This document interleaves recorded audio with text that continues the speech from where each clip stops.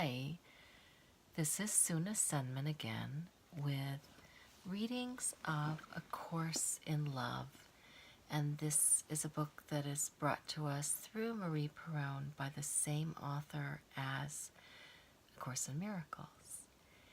This is reading number 16, and I will start with the last paragraph of reading number 15. To be compassionate as God is compassionate is to see as God sees. Again, I stress this to you. This is not about looking upon misery and saying to yourself, you see it not. I am not an advocate of heartlessness, but wholeheartedness. If you believe even the tiniest fraction of what is true, if you but believe you are a small part of God, no bigger than a pinprick of light in a daunting sun, you still cannot believe in the reality of misery and despair. If you do, you believe this is the state of God as well. And if this were true, what hope would there be for misery's end? What light would there be in the universe that could end this darkness?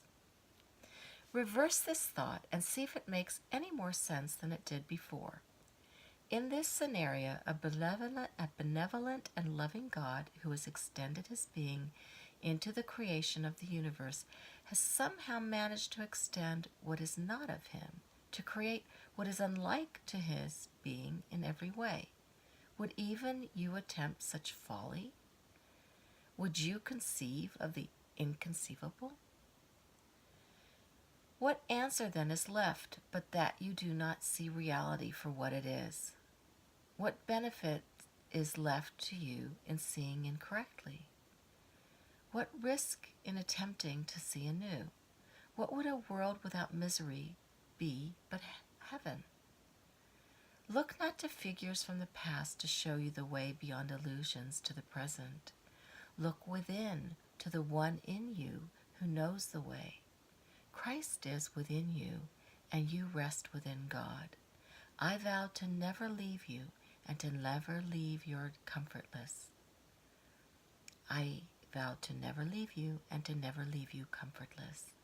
The Holy Spirit has brought what comfort you would accept to your troubled mind. Now turn to me to comfort your troubled heart. You have not sufficiently reversed your thinking, or your heart would not still be troubled. The reversal has not occurred because you separate mind and heart and think you can involve one without involving the other. You believe that to know with your mind is a learning process that stands apart from all else that you are. Thus you can know without that knowing being who you are. You think you can love without love being who you are. Nothing stands apart from your being. Nothing stands alone. All your attempts to keep things separate are but a reenactment of the original separation, made to convince yourself that the separation actually occurred. You do not stand separate and alone, and these words your heart rejoices and your mind rebels. Your mind rebels because it is the stronghold of the ego.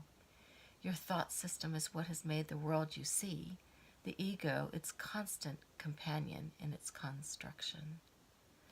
Yet your mind too rejoiced in the learning of all the teachings that have brought you here, congratulating itself on a feat that brought it rest. It is from this rest that the heart begins to be heard.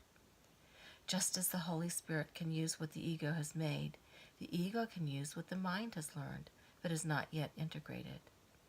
Until you are what you have learned, you leave room for the ego's machinations. Once you are what you have learned, there is no room in which the ego can exist. And, banished from the home you made for it, it slowly dies. Until this happens, the ego takes pride in what the mind has acquired, even unto the greater peace and contentment offered by your learning. It can and does not see it, it can and does see itself as better and stronger and more capable of worldly success.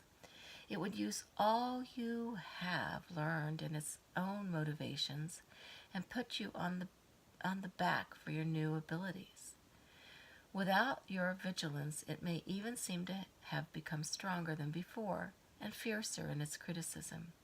It pretends to hold you to new standards, only to use what you've learned to increase your guilt. Thus it wins in daily battles and works for your final abdication, the day that you give up and admit defeat. It challenges your right to happiness and love and miracles and seeks only to have you claim that living with such fantasies does not work and will not ever be possible here. Into this battlefield you have bravely marched. The war rages by day and by night, and you've grown weary. Your heart cries out for solace and does not go unheard. Help is here. Do not believe that all you have learned will not do what it was given you to do. Do not believe in your failure or the ego's success. All you have learned is still with you, regardless of your perception of the outcome of your learning. Your perception of an outcome within your control is all that needs to change. Remember that cause and effect are one. What you want to learn, you cannot fail to learn. You will begin by working on a state of neutrality in which the war is no longer fought. The daily battle ceases. Who wins and who loses is not of concern to us.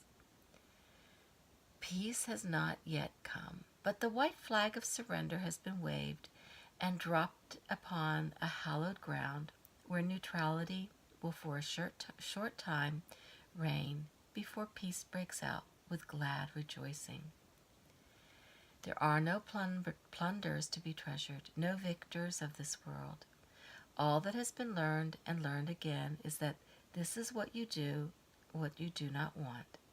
Freedom to return home, away from cries of agony, defeat, and vainglory is all that now is sought. A state of neutrality is where the return begins. Armies may not yet be marching home, but their preparation is underway. So this was the 16th reading, and we will continue again tomorrow with reading 17. Enjoy today with blessings, blessings, blessings. Remember to breathe deeply.